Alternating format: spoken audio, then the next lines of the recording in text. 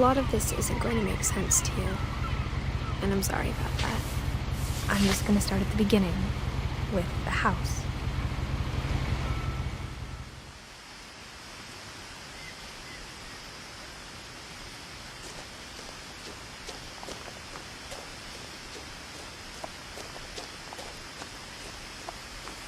I lived here until I was 11, but I wasn't allowed inside half the rooms.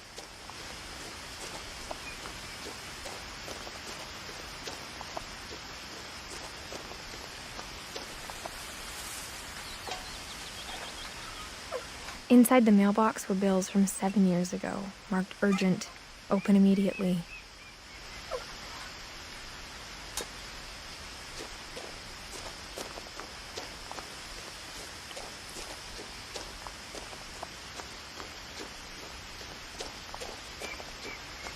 I hadn't been back since my brother Lewis's funeral.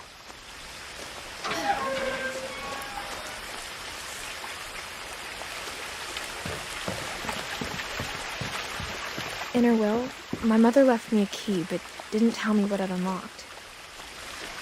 Maybe she thought I'd know, or she thought the mystery would be enough to bring me back.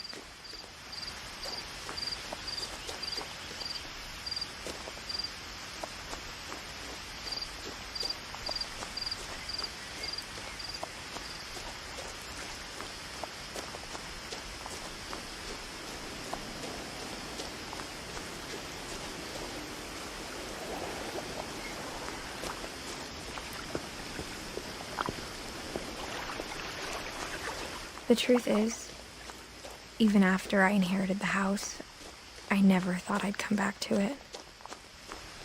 But now I had questions about my family that only the house knew the answers to.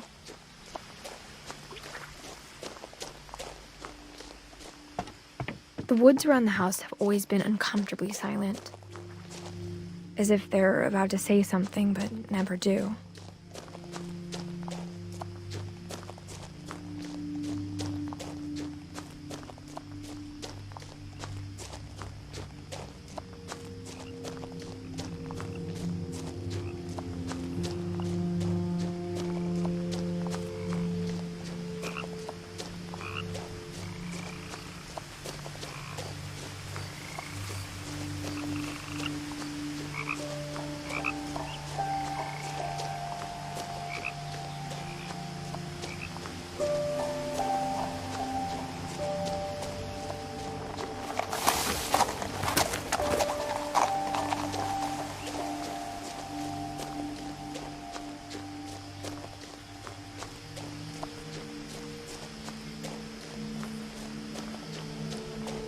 No one had driven this way in a long time, but I saw a few hoof prints.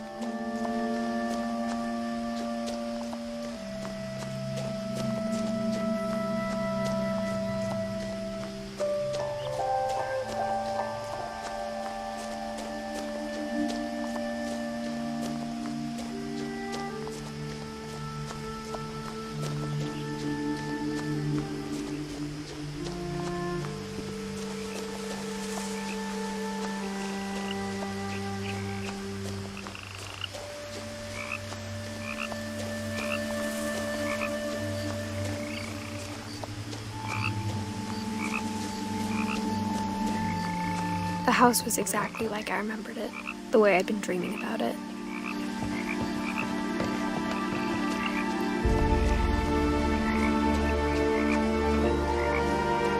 As a child, the house made me uncomfortable in a way I couldn't put into words.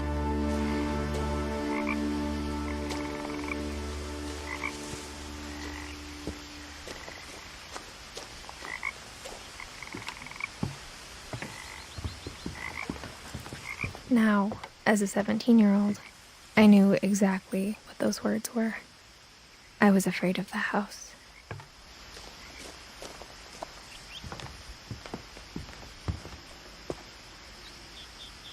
I hoped the key might unlock the front door. It didn't.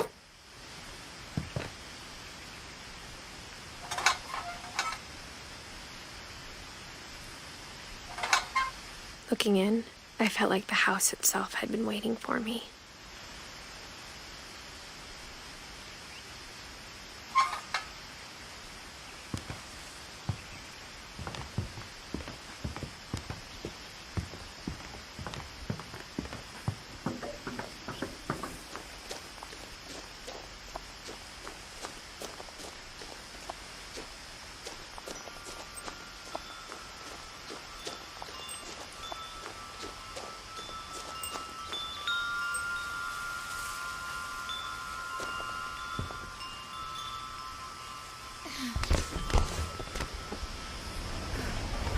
Crawling through the doggy door used to be a lot easier when I was 11.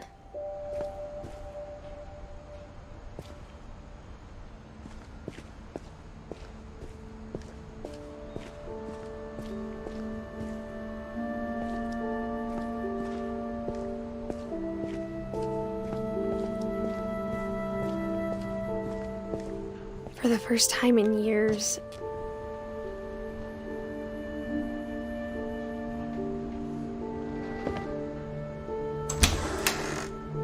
I felt like I was home.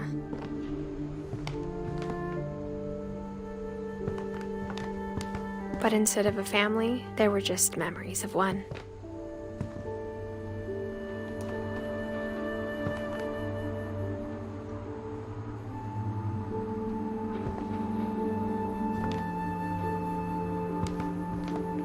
Like how after Louis started working at the cannery, we all got sick of eating salmon.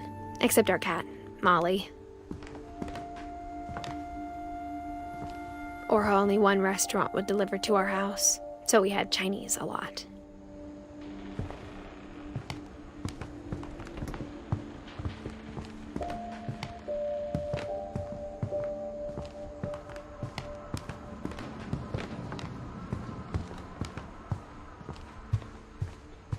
The table was still a wreck from the night we left. It was like a bomb had gone off, killing everyone but sparing the furniture.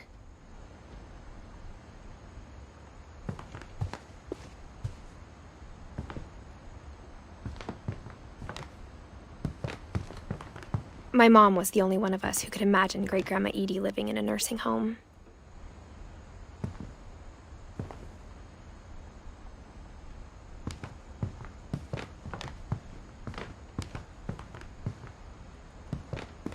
Nothing in the house looked abnormal. There was just too much of it, like a smile with too many teeth. Even the fireplace had a story. Edie told me the bricks came from the original house, after it sank.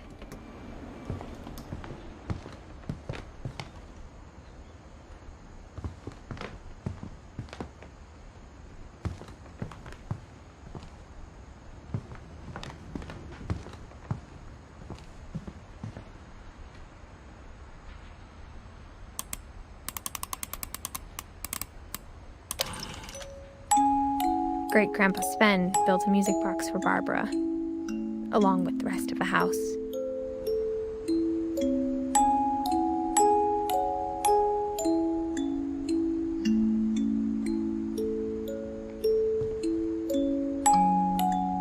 Mom always told me to stay out of the basement, so I wasn't too surprised when the key didn't fit.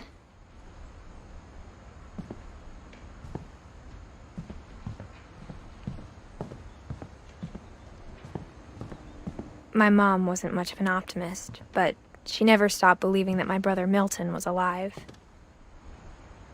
A lot of things got left behind in the whirlwind of that last night.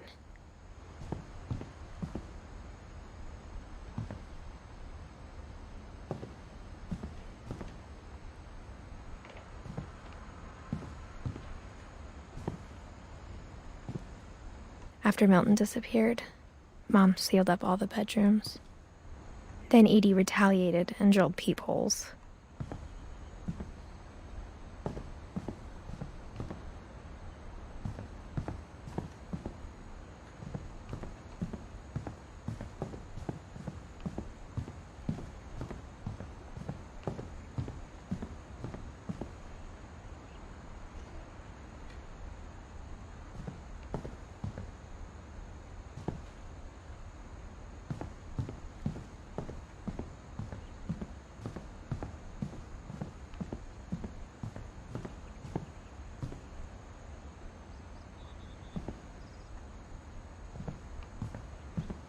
Whenever people ask me about my family, the first thing they always want to know about is Barbara.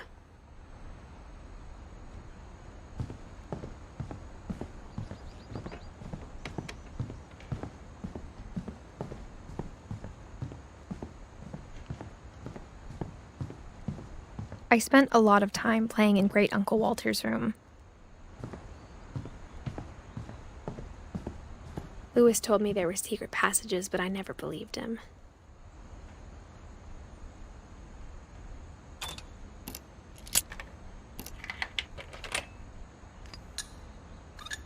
Turns out, my mom was really good at keeping secrets. Now it was time to find out what my mom had been afraid of. From the paintings on the wall, it was clear my brother Milton had been here before me.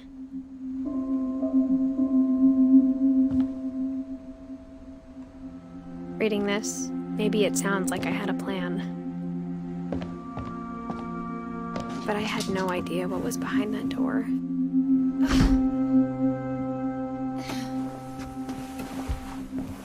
Just like I had no idea where all this was gonna lead. I grew up looking at Molly's room. Molly's gerbil had a tiny bedroom with its own even tinier gerbil cage.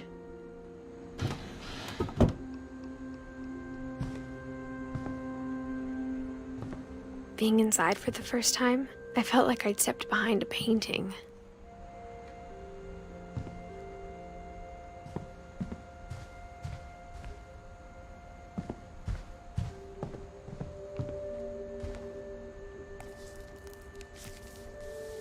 December 13th, 1947. Dear Diary, I'll be gone soon, but I wanted to tell somebody about what's gonna happen. It started when Mom sent me to bed without dinner. I woke up and I was starving, so I looked around for something to eat.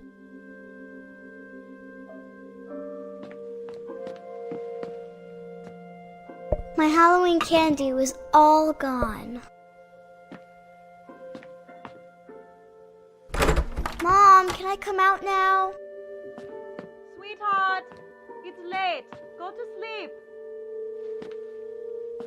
The gerbil food was dry, but I didn't mind it.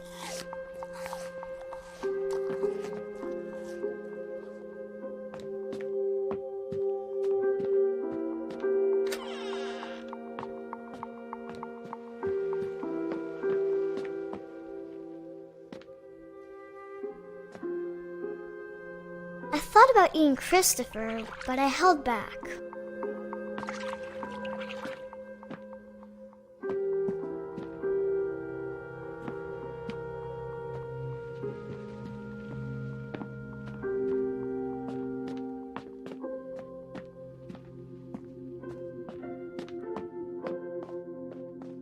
I kept eating and eating.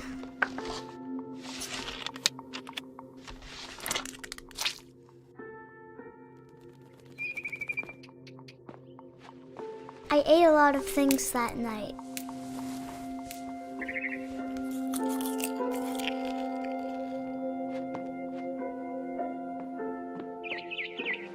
Then I heard chirping outside my window. It was a barn swallow going back to her nest. I reached out for her.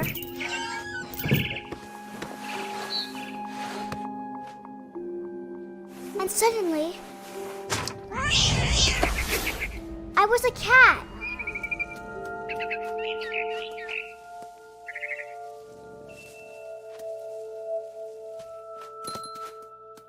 I tried to be quiet, but the bird was really scared.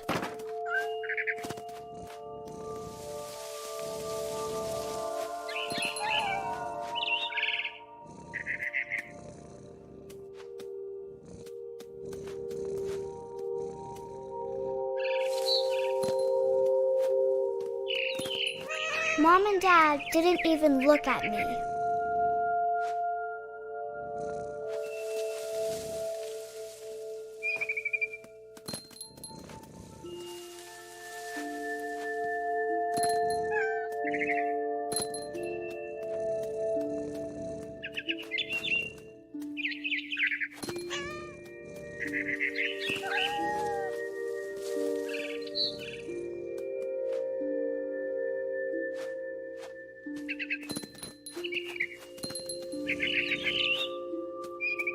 The babies were all gone.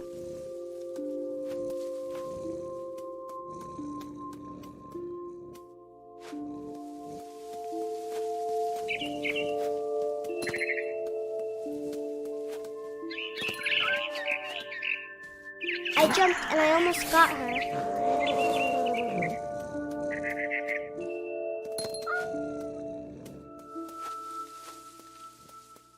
I could tell she was getting really tired.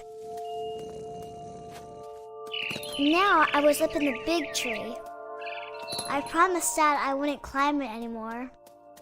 All I cared about was eating that mama bird. I gobbled her up. And suddenly, I was an owl. First, all I heard was the wind. Then I heard little teeth nibbling in the grass.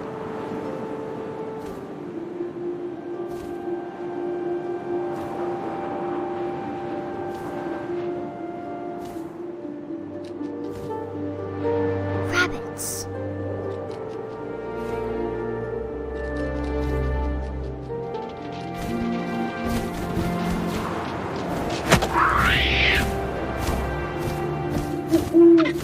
I imagined his face looking up and seeing mine through my talons. I swallowed him up, and I didn't chew one bit. Then I flew off to find something bigger.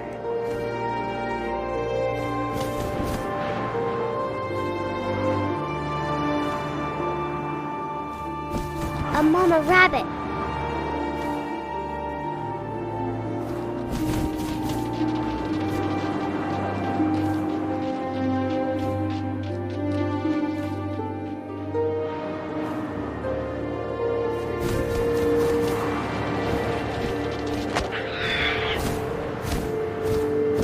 She was almost too big to carry.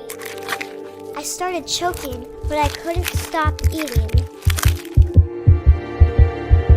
And suddenly, I was a shark.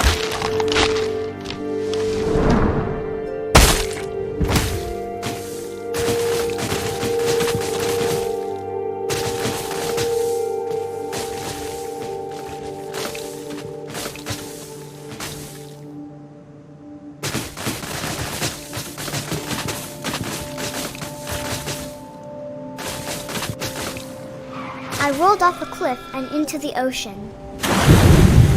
Now, I was hungrier than ever.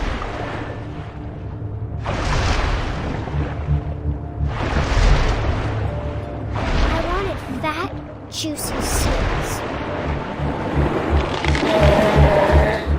I tore off her flipper, and it tasted really good.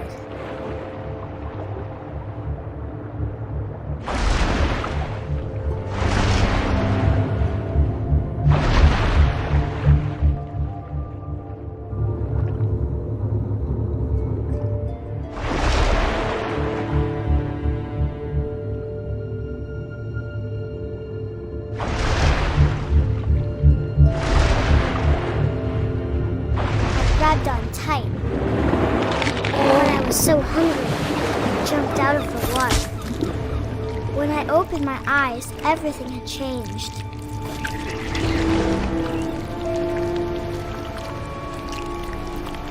Now I was a monster, and I smelled people everywhere.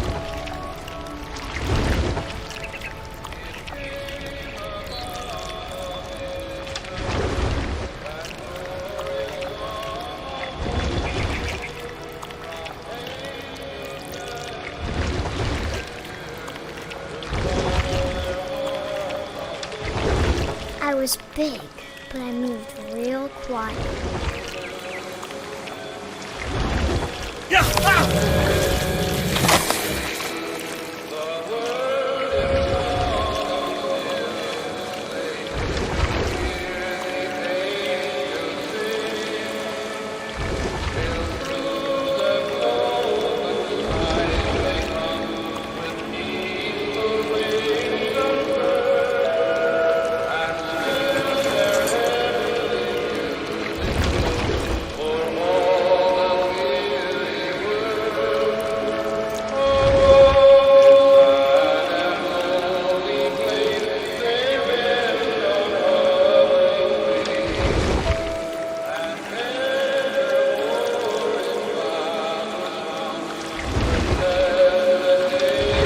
I wanted to stop, but also I didn't.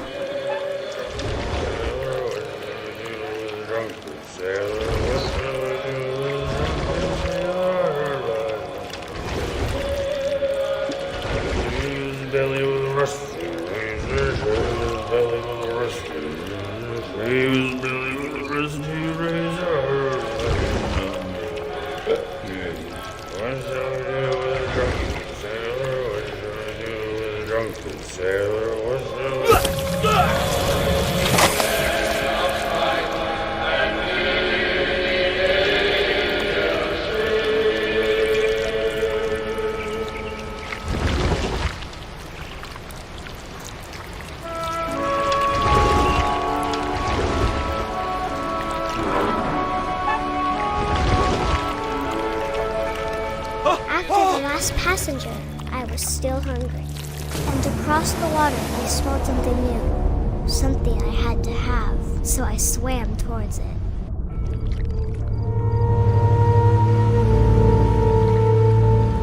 I slithered onto the sand, and the good smell went into an old pipe.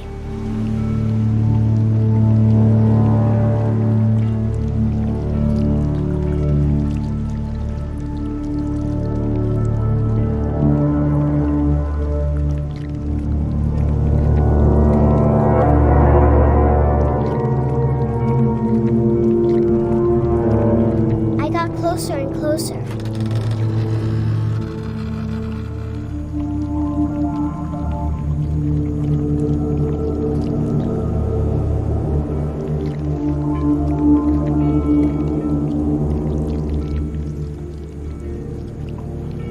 All of my stomach started growling. And suddenly, I was me again. I held my breath for a long time, but I couldn't hear anything. I think it's waiting for me to fall asleep. But it's not going to wait much longer. It needs to feed, and we both know I will be delicious.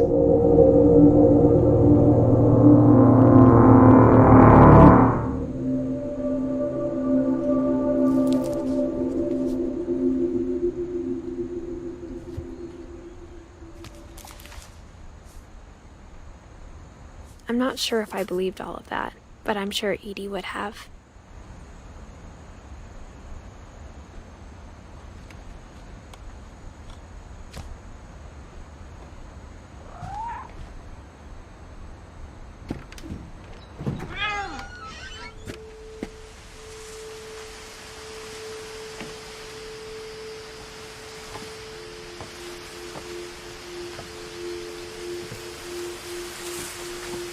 This will be obvious later, but my mom never told me any of these stories. Edie would have, but Mom didn't like bringing up the past. Though, when we adopted a stray kitten, she was the one who named it Molly. I spent a lot of time in Great-Grandma Edie's room. Louis died a week before we left, but Edie had already started to memorialize him.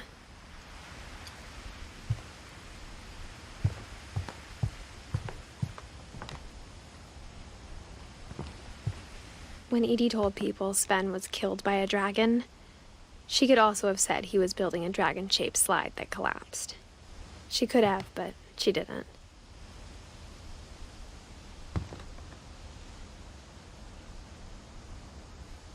Even in her 90s, sometimes Edie seemed a lot younger than my mother.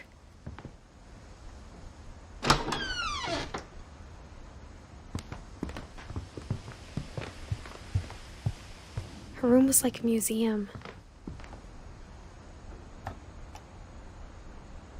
For 500 years, the Finches have been famous throughout Norway for their fortune and misfortune.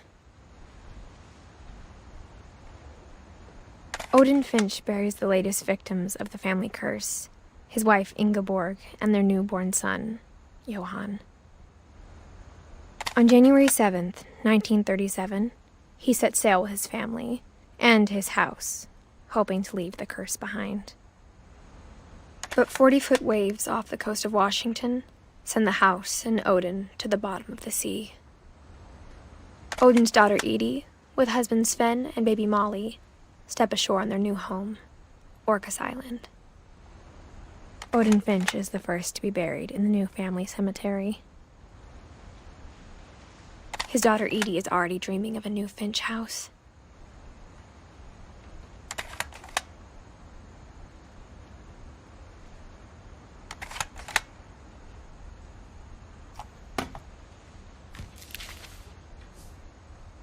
Whatever's wrong with this family, it goes back a long ways.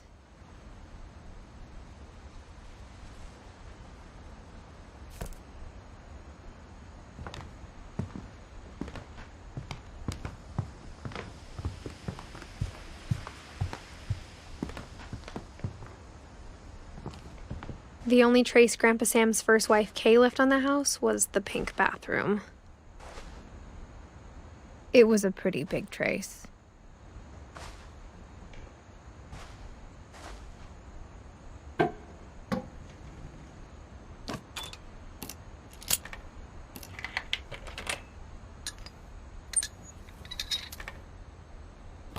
There's a secret in this bathroom.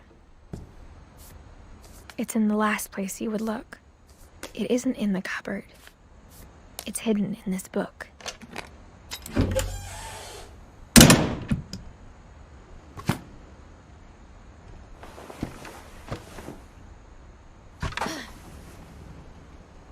Sven gave Sam an old camera he'd refurbished.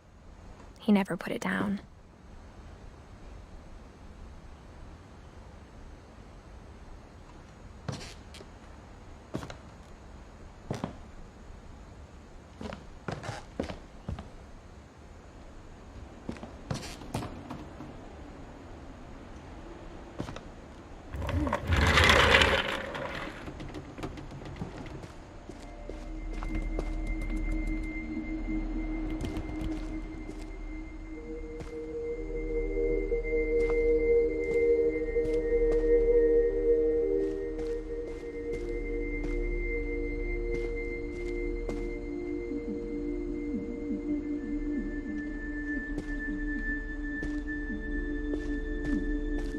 I knew Grandpa Sam had a twin, and that he never talked about him.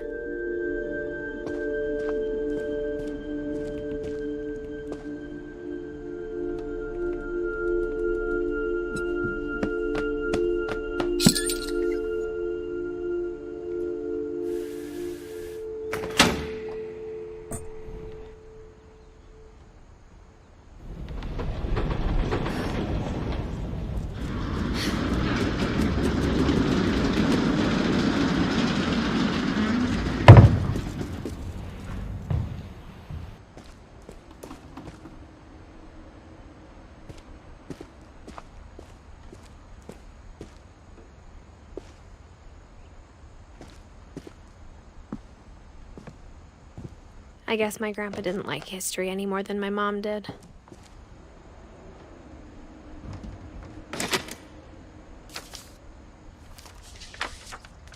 How I Want to Remember My Brother by Sam Finch. The thing I remember is that when he made up his mind, that was it.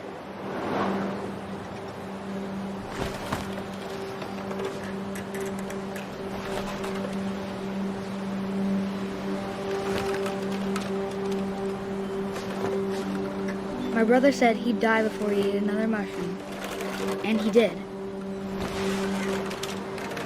At Barbara's funeral, we swore we'd never be afraid again, and he wasn't. I think Calvin always wanted to fly. Sam! Calvin! Dinner's ready! Coming! But that day, he finally made up his mind to do it.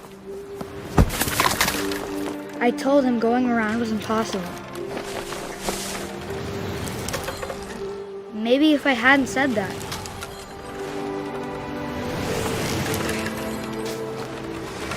Calvin! I'm not gonna tell you again!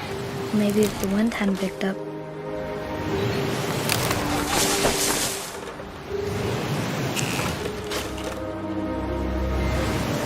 Then maybe he'd still be here. But I doubt it. I think he'd already made up his mind. That's what I want to remember about my brother.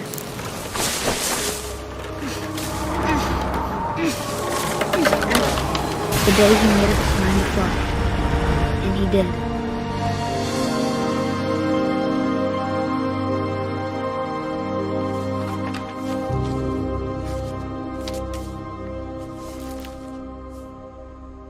Calvin's story felt strangely familiar. When I was younger, I remember trying to do the exact same thing.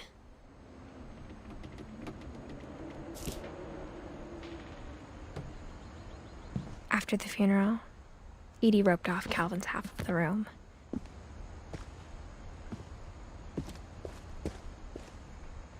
Mom said Grandpa Sam enlisted at 18 and never set foot in the room again.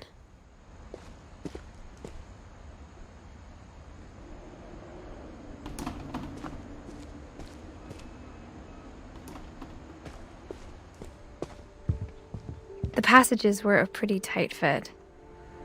They'd obviously been built for smaller hands and bellies.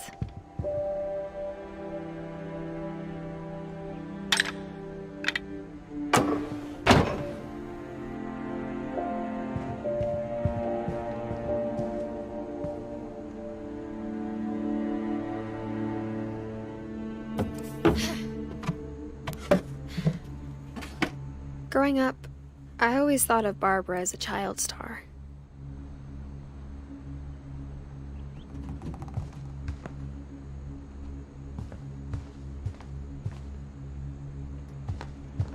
I never thought about how hard it must have been for her afterwards.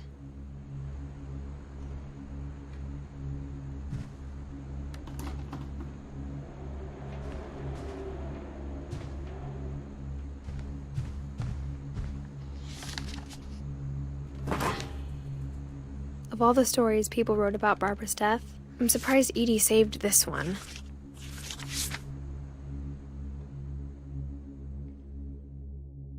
Old Jack here with another ghastly tale inspired by America's most unfortunate family.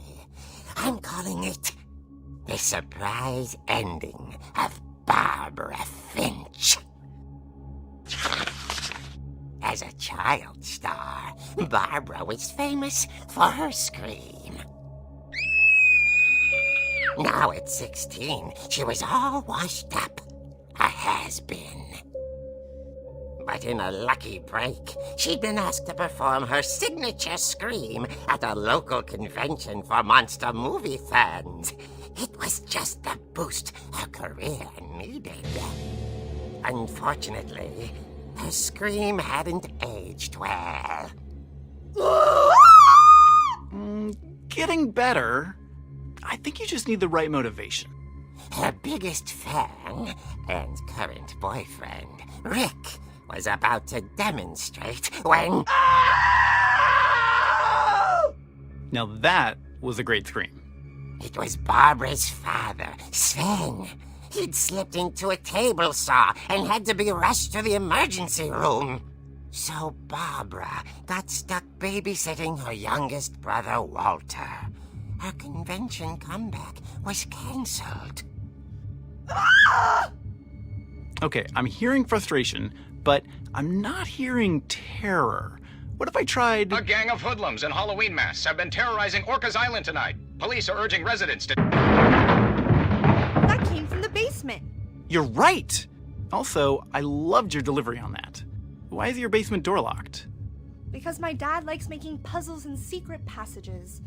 There's a key hidden in the music box. The secret is to keep winding and winding until finally the key pops out. Thanks, babe. I'll be back in a sec. 20 minutes later, Rick hadn't returned. So Barbara went to look for him, right on cue. She reached for the music box. And as she wound the key, she listened for Rick, but the house was silent.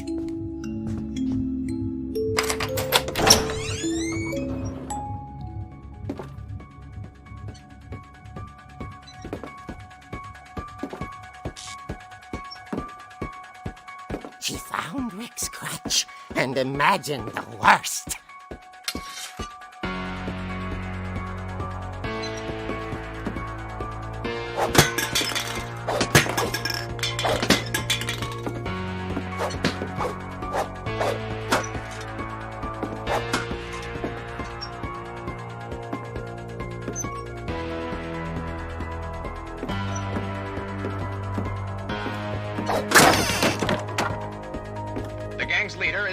infamous Hookman killer, Dr. Carl Hamill, who impaled and then ate his family 10 years ago tonight.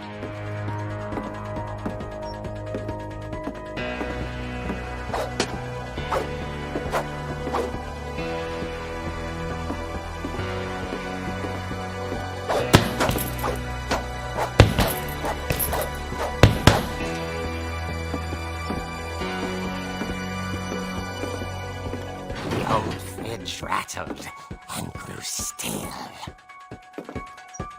Oh dear! Oh! Rick? Barb, relax. I was just trying to scare you to help you find your scream. Well, I'm not scared, Rick. I'm furious. Then act furious. All I'm getting from you now is that you're hurt and confused and She threw him out, but she kept a little something to remember him by. Barb, have you seen my other crutch? And she was still holding it when she fell asleep watching the late picture show. Hours later... Barbara! Walter, what's going on up there? Ah! Okay, I'm coming up, but if this is a trick, you're dead, Walter.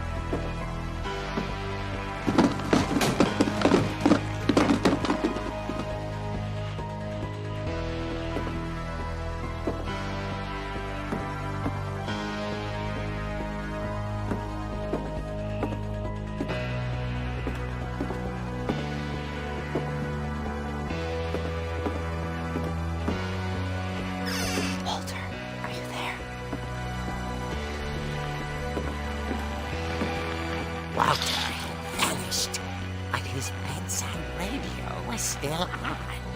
Orcas Island police describe the man as 6 feet tall, with a steel hook for a hand. Residents are urged to lock all doors and windows and notify the police of any suspicious activity. Barbara turned, saw the hookman, and was speechless. He was quite smashing.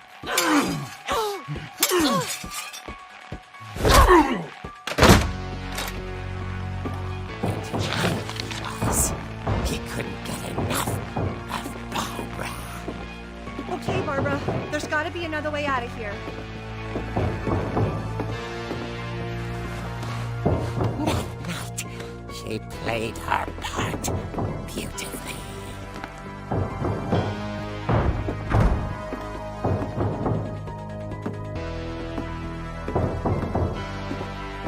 Molly's door hadn't been opened in years. The hinges groaned.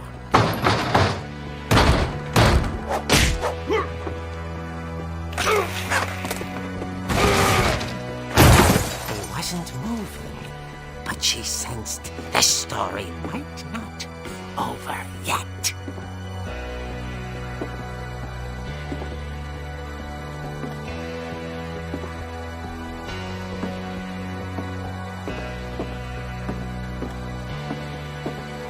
The hookman had vanished.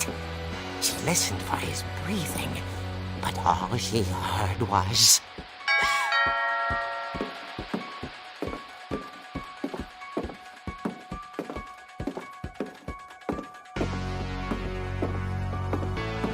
At the door, she heard whispering. It was coming from inside the house.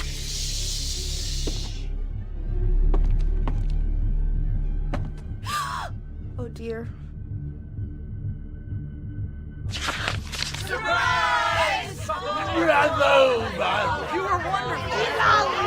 monsters had come to surprise her. For Barbara, it was a dream come true.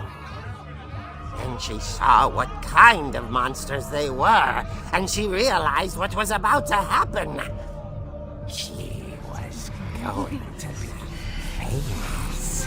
And with her final breath, Barbara Finch gave the performance of her life.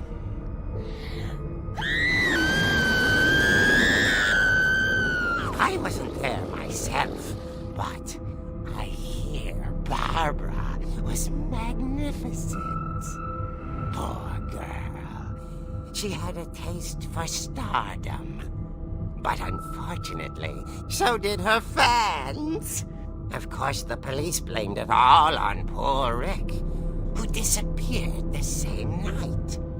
And little Walter, hiding under his bed the whole time. He took it all pretty hard, but that's another story. As for Barbara, tucked inside the music box is all they ever found of her. Her ear. Now that's what I call a real eerie tale.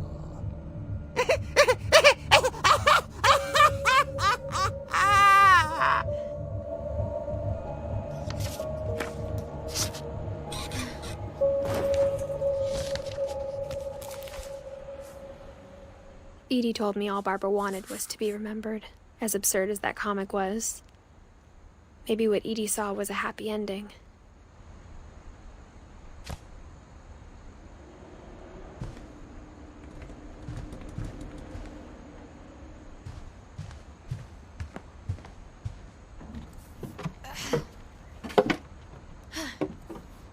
I guess now I know why Mom didn't like me playing with the music box. Edie's father, Odin, built the original house.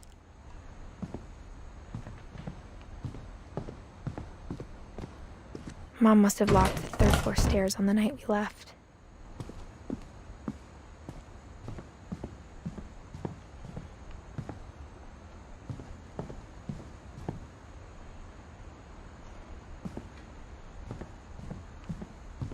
It's funny.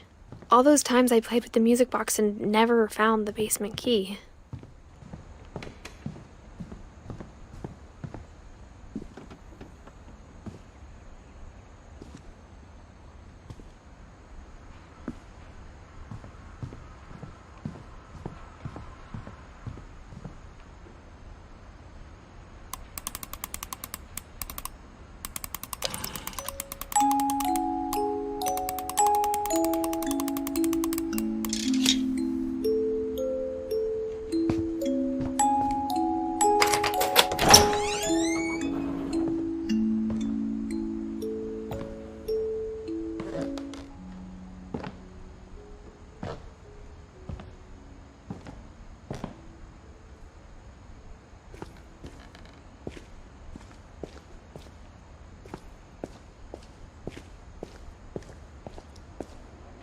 Mom said the basement was off limits, unless I wanted another tetanus shot.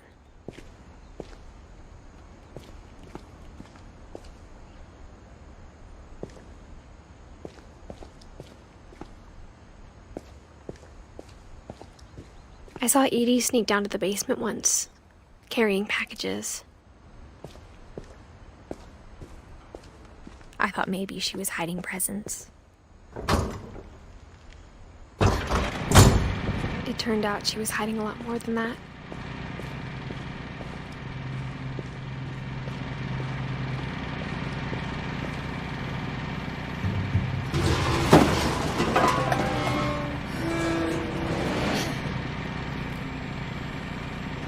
I remember asking Mom once about where Walter had gone. She said after Barbara died, he got as far away as he could. If there's a pattern in all these stories,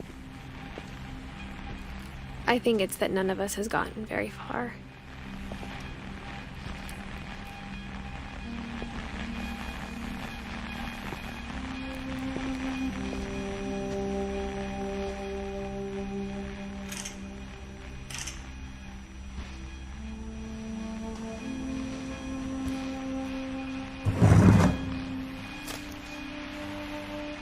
Goodbye, everyone.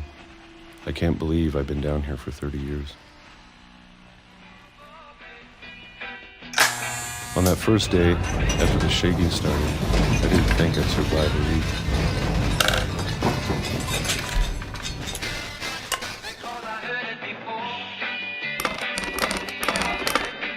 But after a few days, I settled into a routine. That's what kept me sane. Having a schedule, living for today. I always expected to be dead tomorrow. But if you wait long enough, you get used to anything.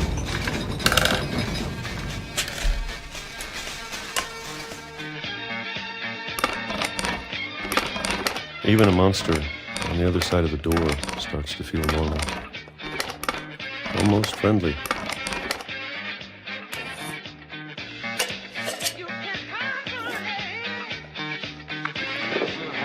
And then one day, everything just stopped. Whatever that thing was, it was gone. Maybe it got tired of waiting. Or maybe I just got tired of being afraid.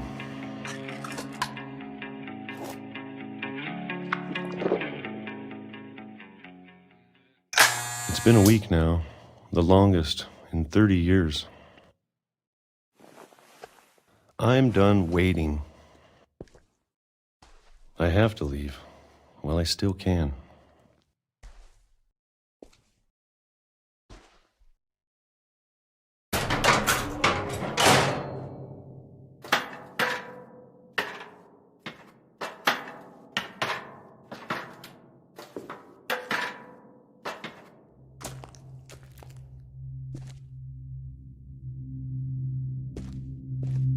I know it's out there, somewhere. Whatever killed Barbara and Molly and Calvin.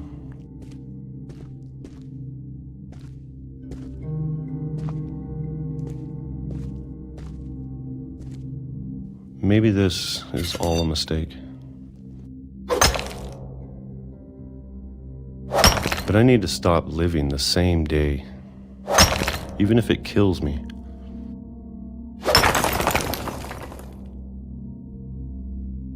Whatever's out there, I want you to know I'm ready for it. I'm going to appreciate all of it, especially the food. I don't mind if I only have a year left, or a month, or a single week. I'd be happy with one new day. I can already imagine the sun on my face.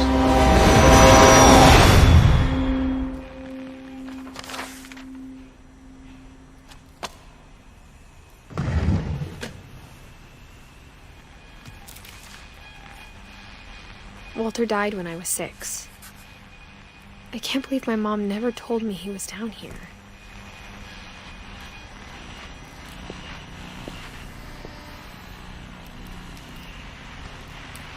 I'm sure my mom was trying to protect me.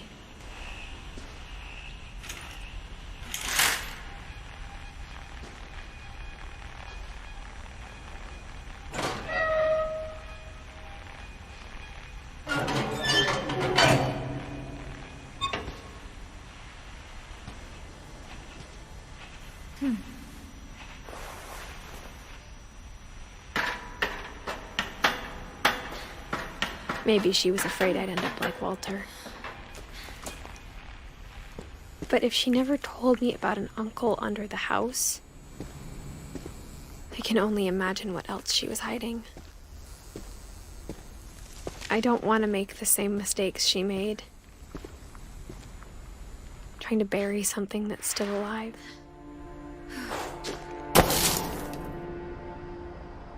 Now that there's only one of us left, or maybe 2,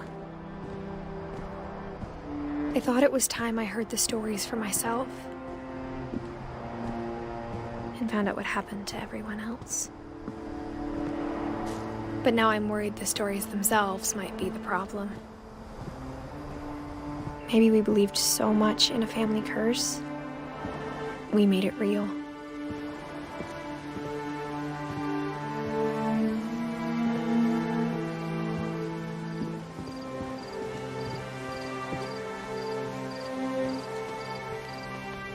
I don't know if I should even be writing this.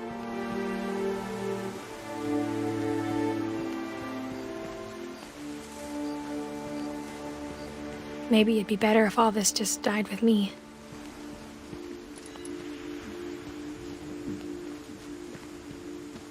But I thought you should know about your family.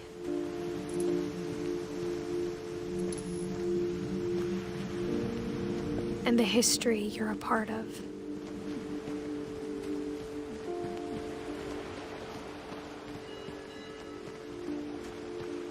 Though to be honest, I feel as lost as you probably do right now.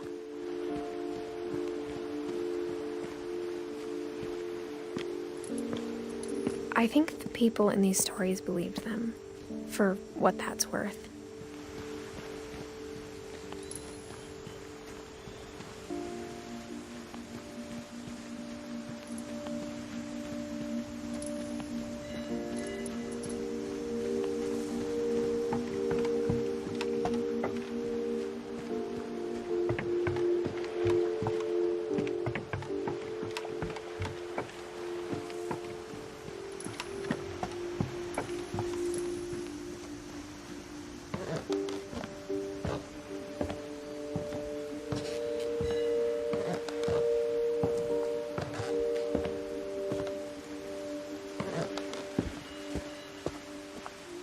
And when you look at the house, that history of imagination and stubbornness and madness, any of it seems possible.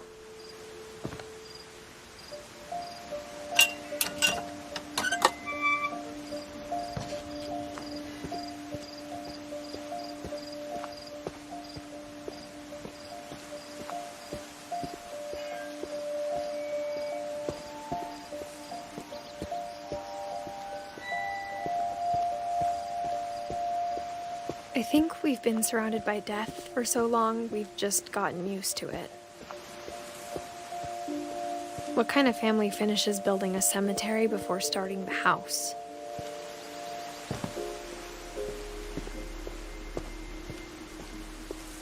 It's embarrassing for me to admit this, but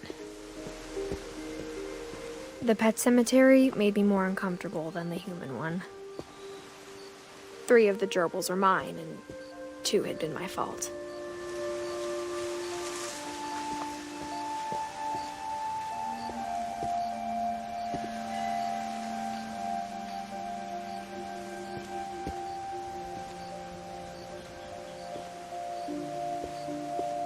Sven built the house, but it was Edie who designed the cemetery.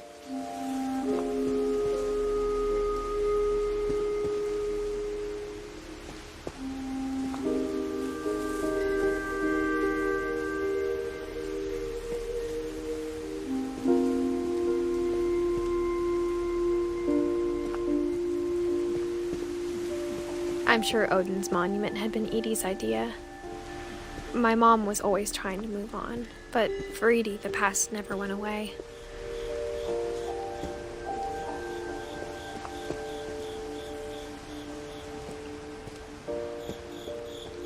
She could see it poking out of the water at low tide. Edie's side was always easier for me to understand.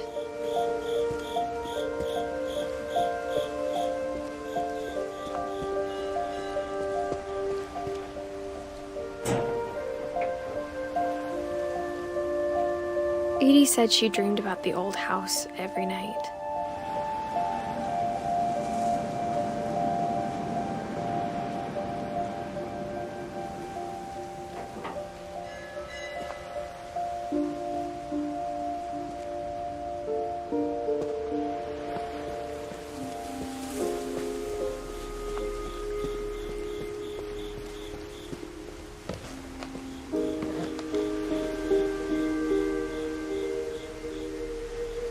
the older I get, the more I can see where my mom was coming from. Her dad had been pretty strict, but it wasn't enough to save her brothers. She was just trying to do better.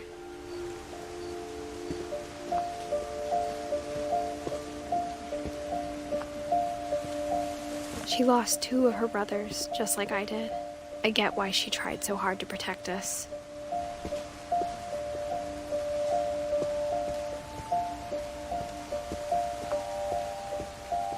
There's so many things I wish I could ask my mom now.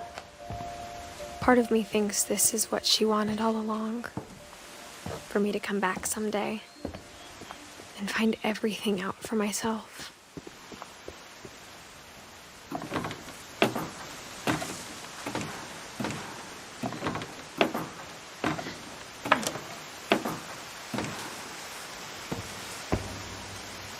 But looking back on it now,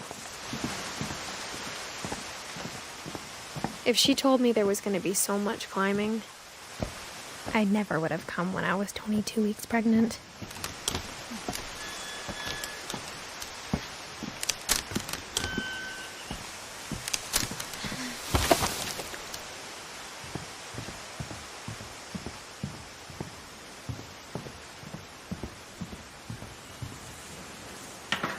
I never met Grandpa Sam, but I think he and my mom had a lot in common.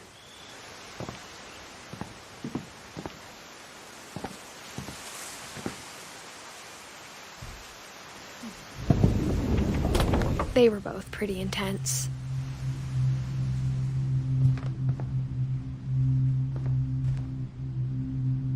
Sam spent his life shooting photos, but Mom said he got nervous being in front of the camera.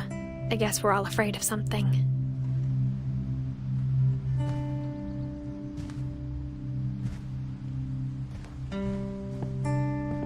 Instead of hiding from death, Sam seemed to go out of his way to meet it.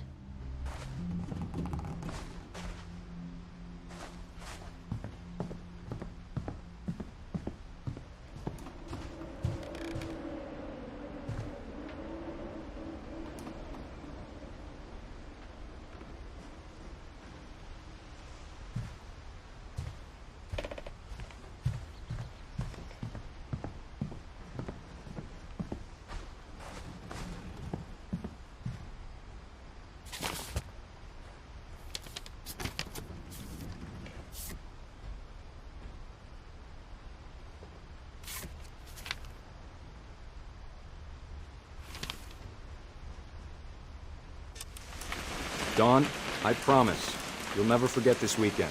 Yes, sir. These memories are gonna last. Perfect. It's gonna rain the whole weekend, isn't it? I will never forget this weekend, Dad. That's the spirit. Okay, got it. I'm gonna take some pictures, okay? Just be careful. That camera's older than you are.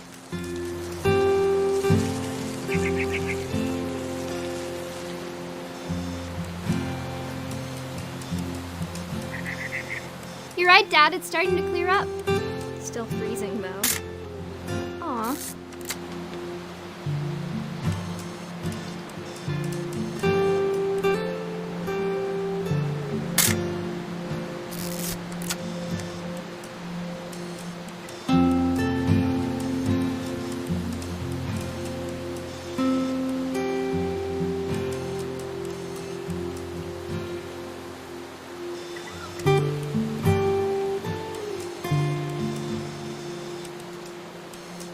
Definitely should not have drunk all that coffee.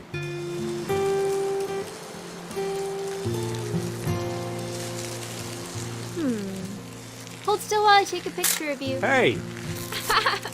That's a keeper. I'm just saying, I'm not always gonna be here, Dawn. You'll need to remember this stuff, if you want to survive. I'll be fine, Dad.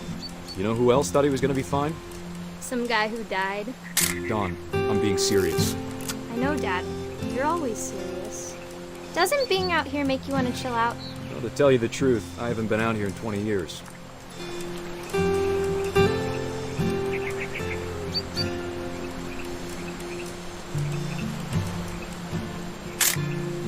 Last time I was with my brother Calvin. Man, that was a great trip. Your grandpa Sven taught us how to fish, how to build a fire. We found an old... Don, don't you think you could find something more interesting to photograph? I bet if I could remember where that trail was, we'd spot a buck for you in no time. Give me a minute to check the map.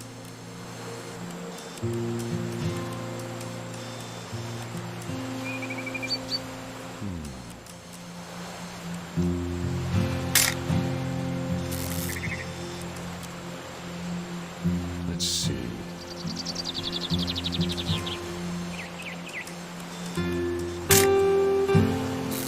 Maybe.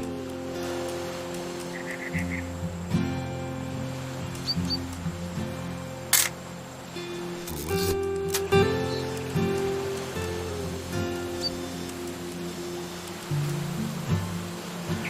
It could have been...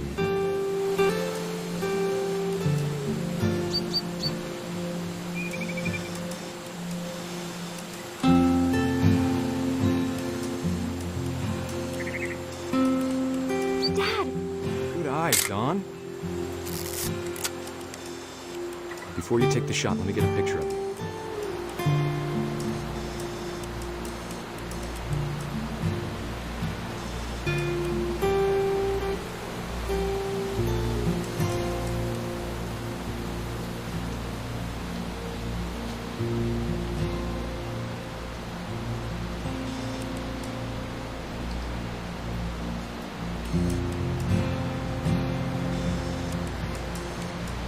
Dad, I...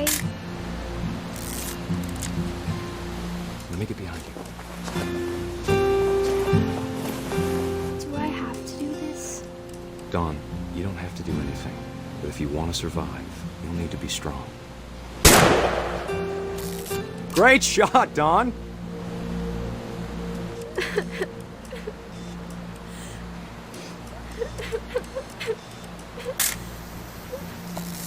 I'm proud of you, Dawn. Always remember that, okay? Dad, it's twitching. I think That's it's totally normal, Dawn. Just focus on the camera. Try not to think about... Dad!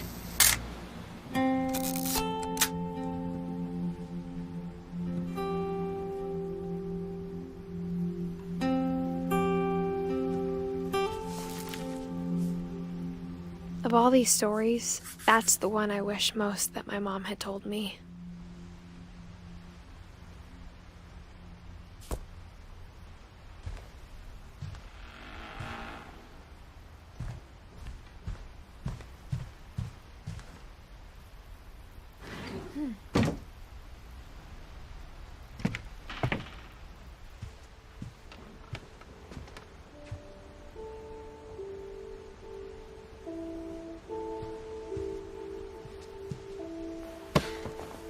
After Sam died, my mom and Edie got really close.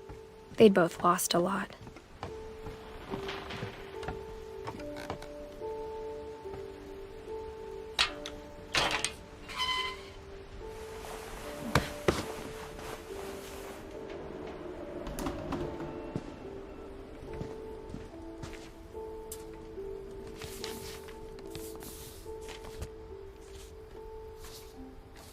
Dear Kay, do you remember the way Gregory used to laugh when he thought he was alone? Like something funny was happening, but only he could see it.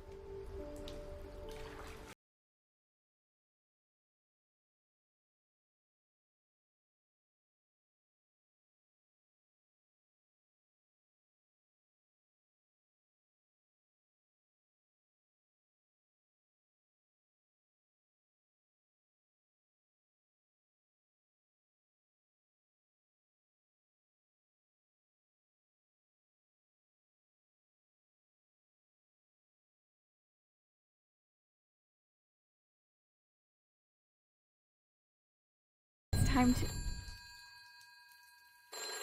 Hold on, sweetie.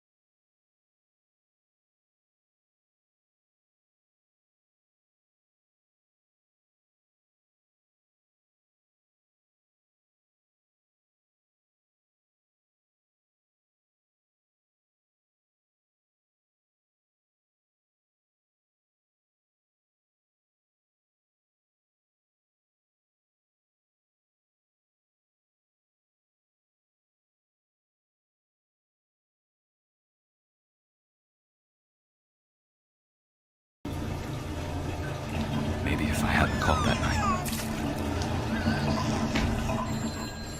Damn it. Hold on, I don't want grape. Please.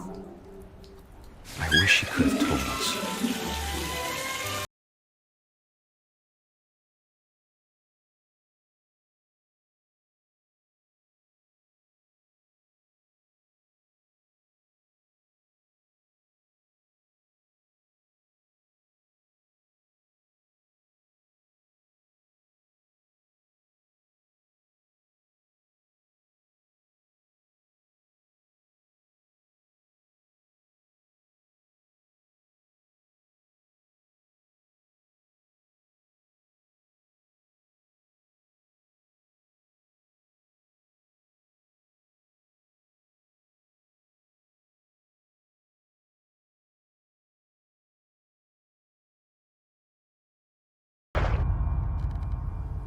Good luck, Kay. Love, Sam.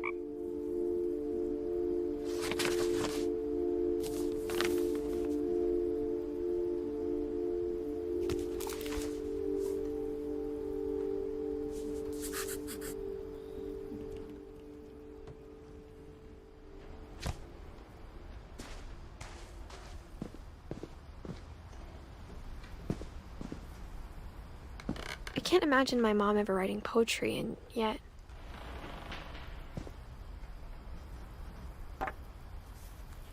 A poem for Gus, who always said the wedding was a bad idea. Our father never hit us kids, at least not very hard, before the day my brother said with teenage disregard that he'd be dead before he'd see a wedding in our yard.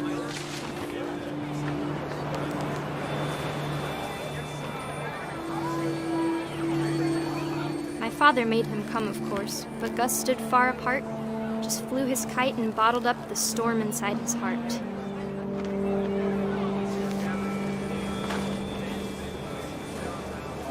I tried to talk him out of it, but though he'd never met her, we don't need a stepmom, were the words that I now pronounce you husband and wife. Make this cry.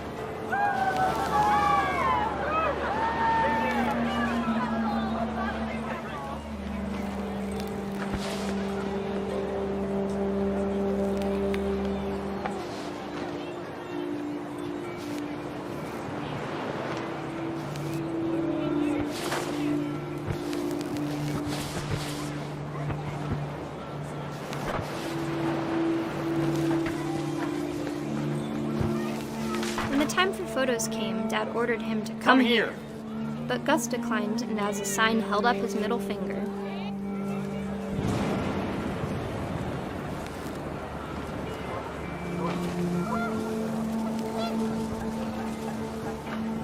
The wind picked up, and panicked geese appeared and quickly went. But all the humans did that day was go inside the tent.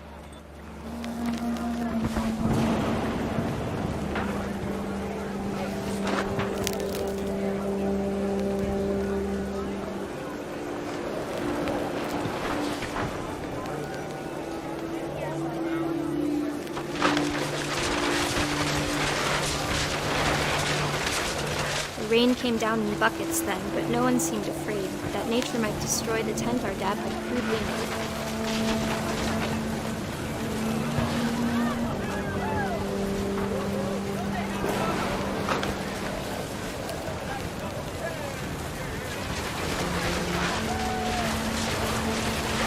The thunder sounded much too close and full of angry power. But all my father said to this was, "Make the music louder."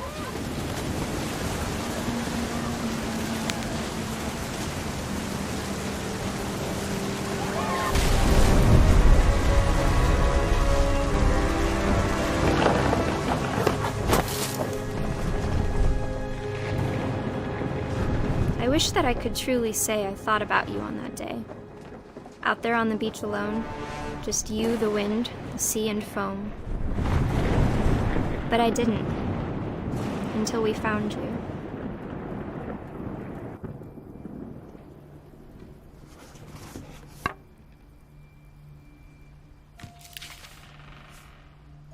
She never talked about him, but Mom told me once if I was a boy, they were going to name me Gus.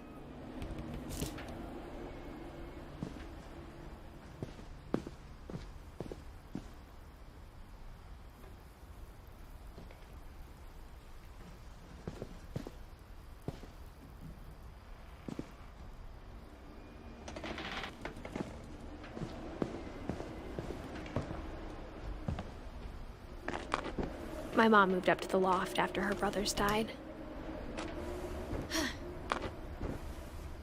At the time, it was as far away as she could get.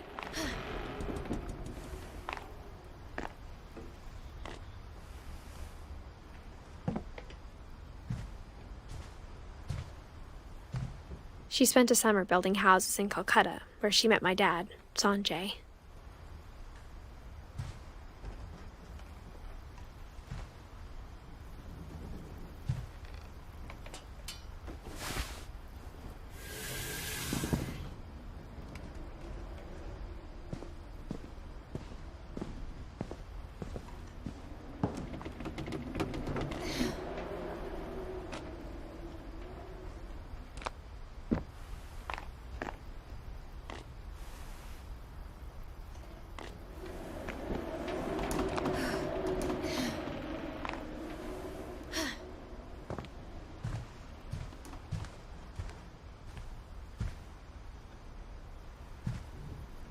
My mom moved to India a week after graduation and got a job teaching English. Louis was born a year later.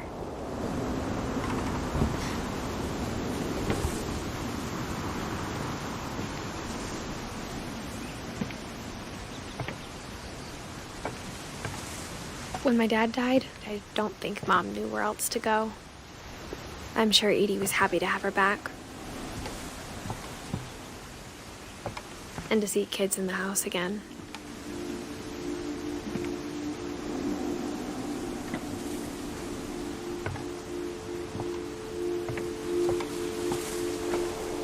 The house had to get a little bigger, but Edie was used to that.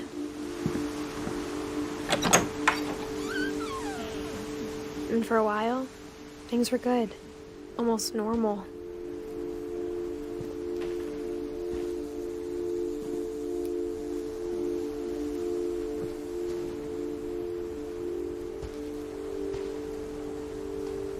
But it didn't last.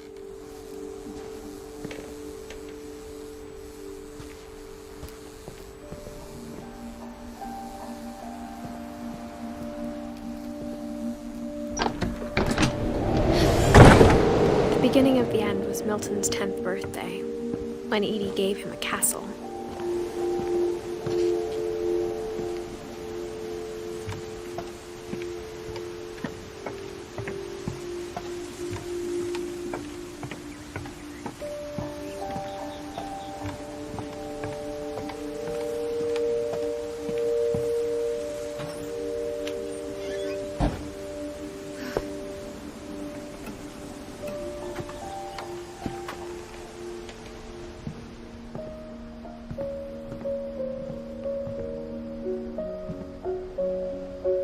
I think Edie was happy to finally have another painter in the family.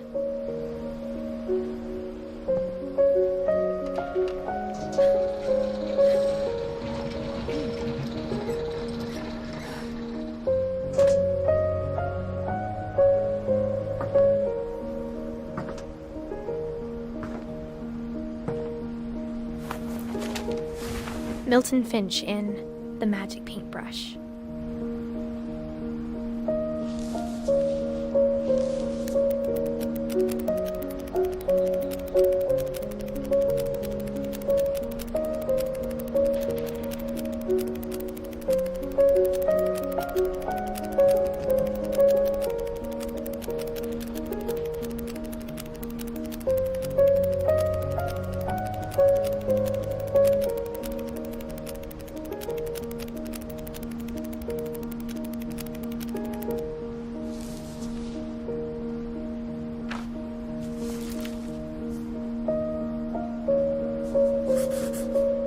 I was 4 when Milton disappeared.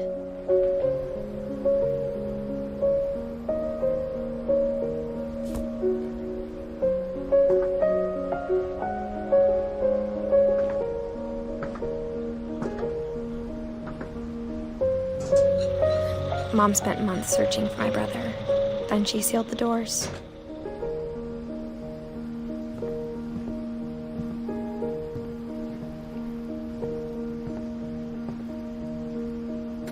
Whatever Milton had found in the house, Mom didn't want it getting out.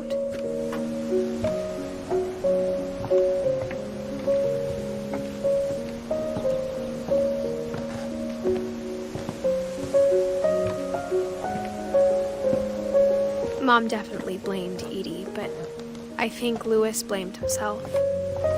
After he graduated, he just spent more and more time in his room, until Mom got him a job at the cannery.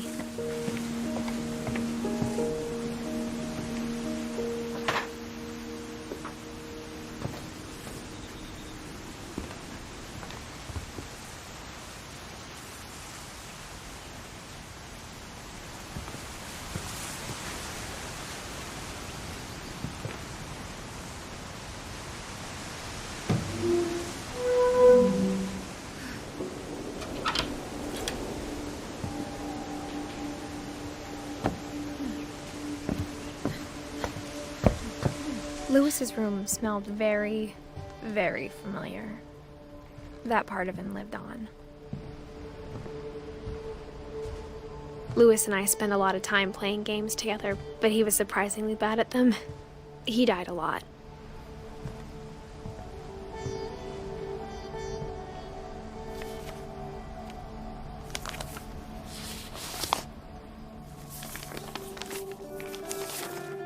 Dear Mrs. Finch, as Louis's psychiatrist, I can understand your desire for an explanation.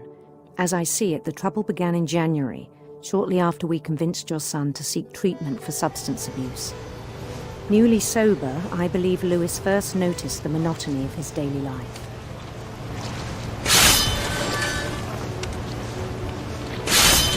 He kept working at the cannery, but he withdrew part of himself. In our sessions, I saw the same behavior. His mind began to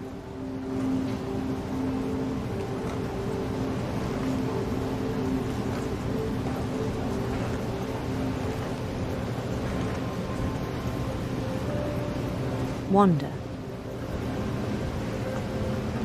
I asked him to describe it. He said he started small, imagining a labyrinth. He'd feel his way about. Then something moved. Bats and toads.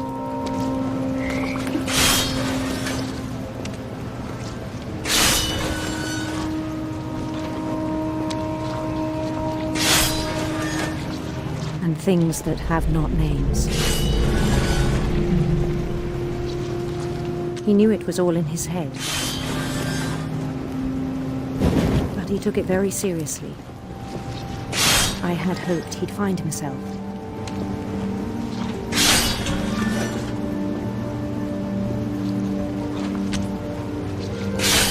But he found something more. I worried about him then, daydreaming at the cannery. I spoke with his boss, but he said Louis had become a model employee. Methodical, tireless, focused. Like a whole new Louis. So I let him go on.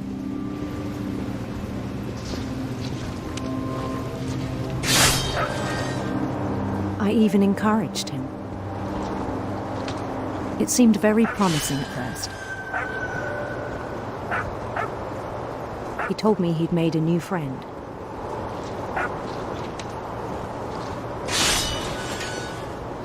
On the edge of a city he named Louis Topia.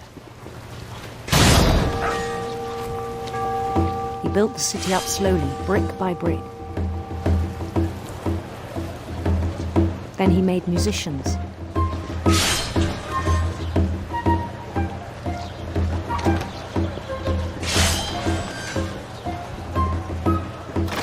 And songs for them to play. He talked about starting a band.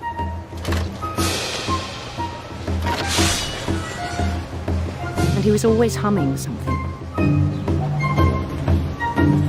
Every day his imagination grew stronger.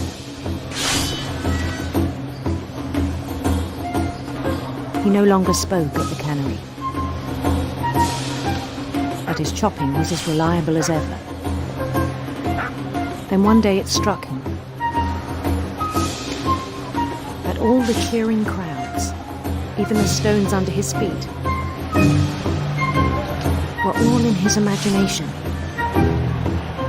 So he could do whatever he wished.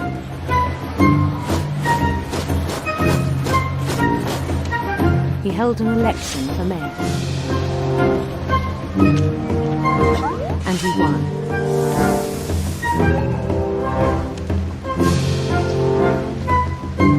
They begged him to stay, but his mind was already wandering. It became a game for him.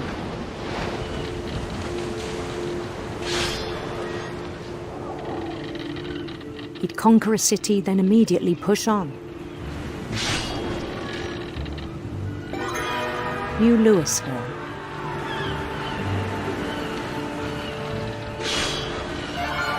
St. Louis. He started drifting away from our reality.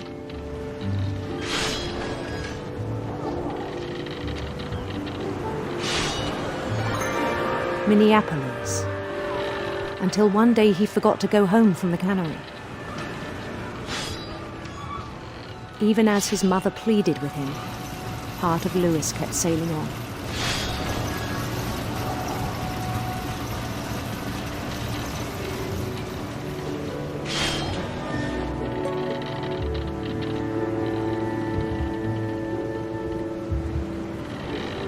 In Louisburg, he heard rumors of a handsome queen.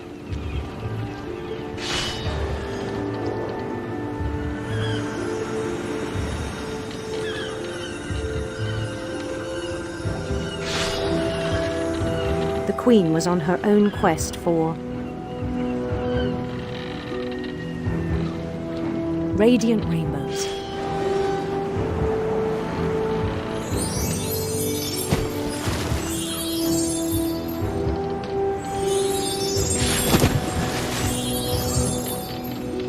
He followed the sound of her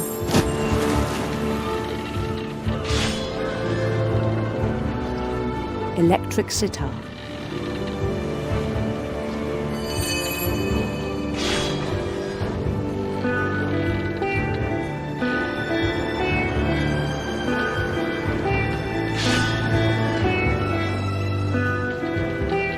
His chase led him to a golden palace east of the sun and west of the moon. Even then, his logic remained sound. He knew the world was all in his imagination.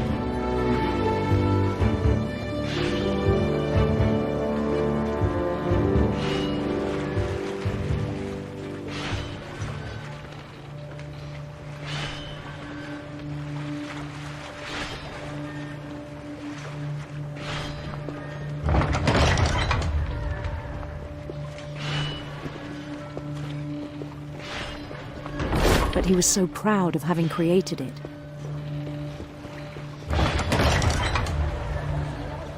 In his own eyes, he'd become something greater than a king.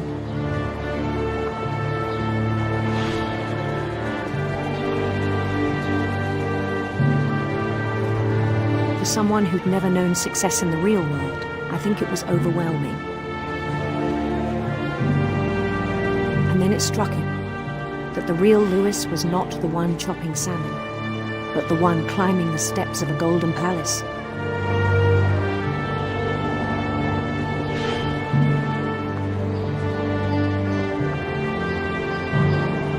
My imagination is as real as my body, he told me. It was hard to argue with him.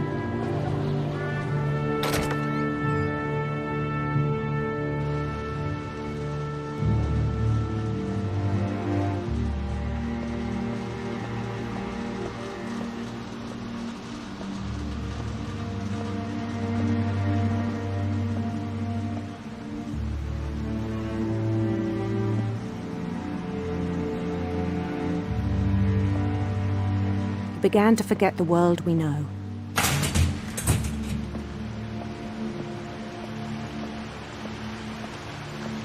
I think it pained him to remember Louis, the cannery worker.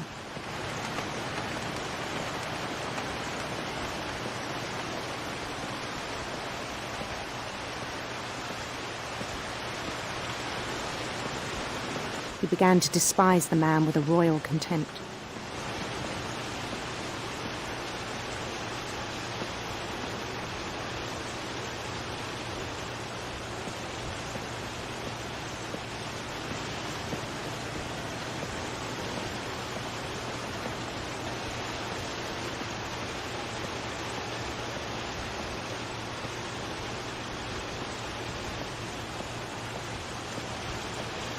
I still thought I could save him. Even after he said he was being crowned king over all the lands of wonder.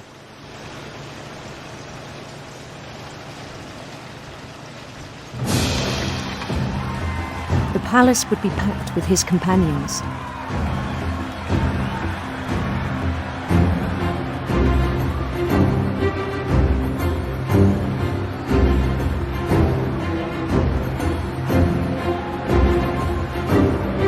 Including the wise Calico who'd insisted on advising him.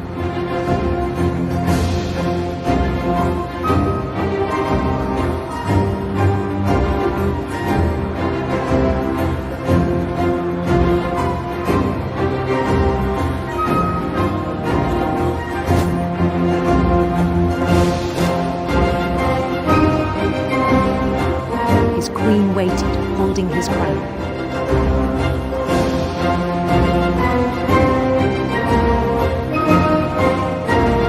There was only one thing left to do.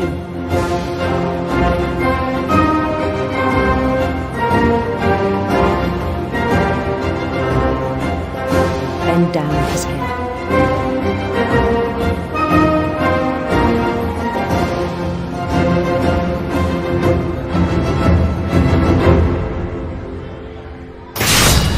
And the rest I think you know. Mrs. Finch, your son was a kind man who will be missed by all of us who knew him.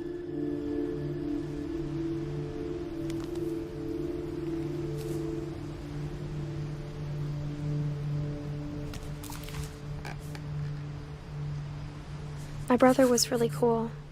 I wish you could have met him.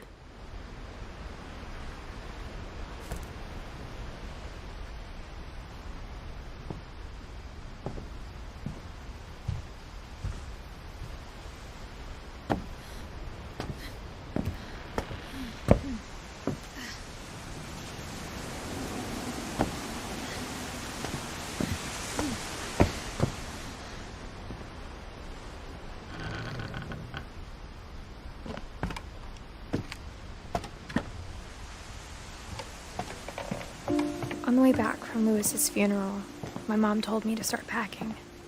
She waited until the day before we left to tell Edie.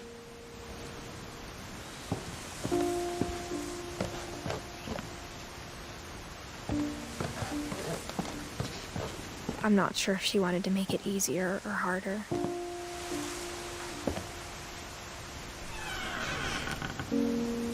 I wish we'd stayed. But I understand why we left.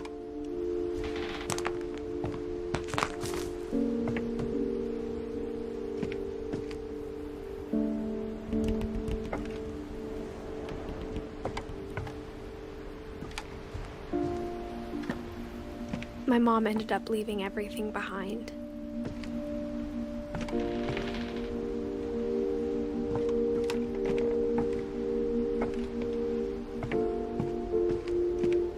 What happened that night had been coming for a long time. Maybe it should have come sooner.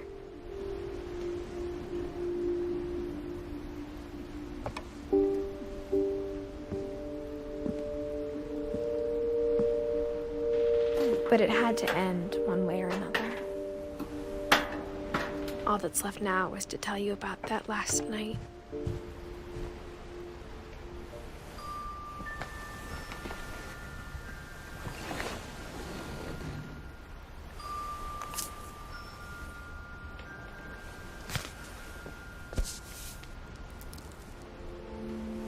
That whole last day, Edie just watched us pack and didn't say a word. until supper when she raised her glass and said, "To our final night together, and all our final nights apart." Grandma, you know what I said about alcohol. Some of your medications are very Edith, specific. I left a present for you in the hallway. Why don't you go open it? The grown-ups have to argue now. I'm sorry, you're right. We're all leaving tomorrow. Let's just enjoy our last... I'm not leaving. Edith, you're excused.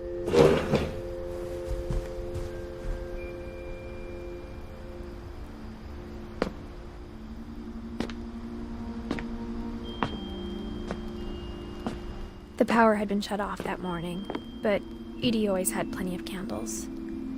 When my mom sealed the library, I don't think she knew about the other entrance. Or that Edie had a key to it.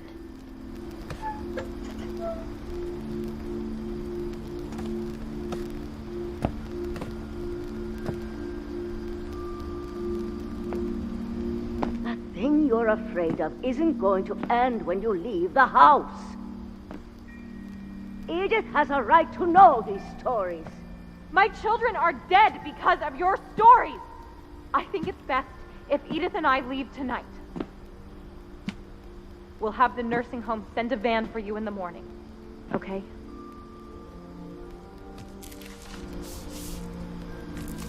Dear Edith, there's so many stories I wish I could tell you, but there's only time for one. This is about what happened on the night you were born. That night, the tide went way, way out. It was the first and last time I ever saw the old house aground. There'd been an earthquake out in the middle of the ocean. They called it the lowest tide in 1,000 years. God, it smelled awful. You know, I've seen that house every day of my life.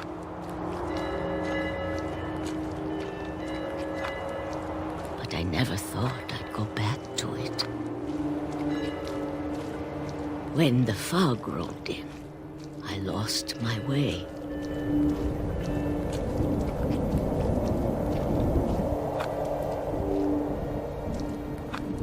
I got turned around.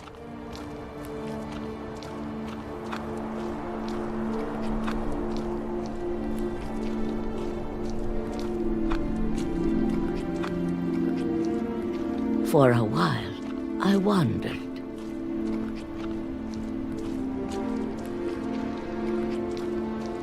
I started seeing things.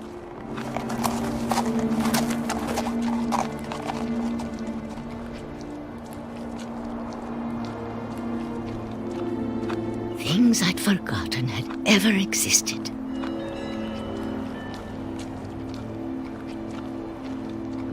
But when I saw them, they felt like old friends.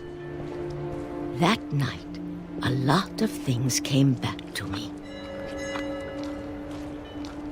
Or maybe I came back to them.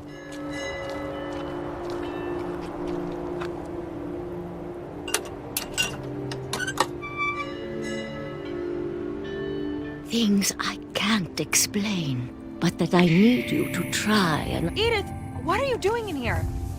It's mine! Edith! Mom, you're gonna rip it! Let go! I kicked and screamed, but Mom dragged me to the car. I never saw Great-Grandma Edie again. The next morning, the van came to pick her up, but she was already gone. After that, we moved around a lot.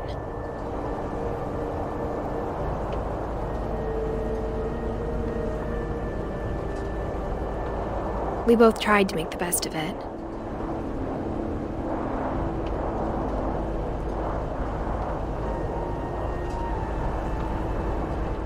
A few years went by.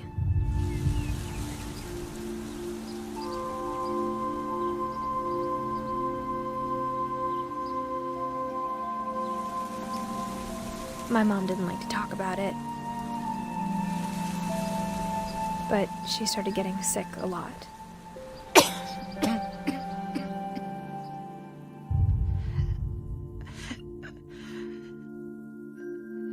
she got better for a while, and then she didn't. And then I was alone.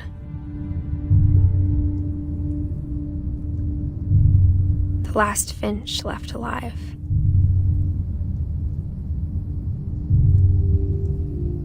Until I found out about you. I'm still not sure what to tell you about all this.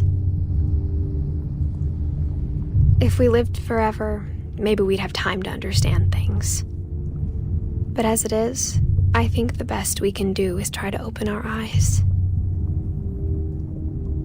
And appreciate how strange and brief all of this is.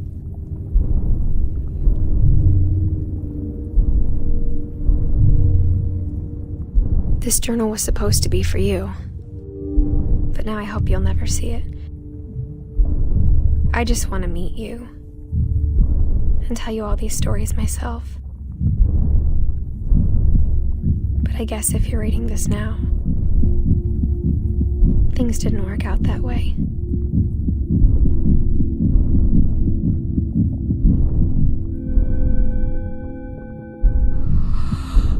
This is where your story begins. I'm sorry I won't be there to see it. It's a lot to ask, but I don't want you to be sad that I'm gone. I want you to be amazed that any of us ever had a chance to be here at all. Good luck.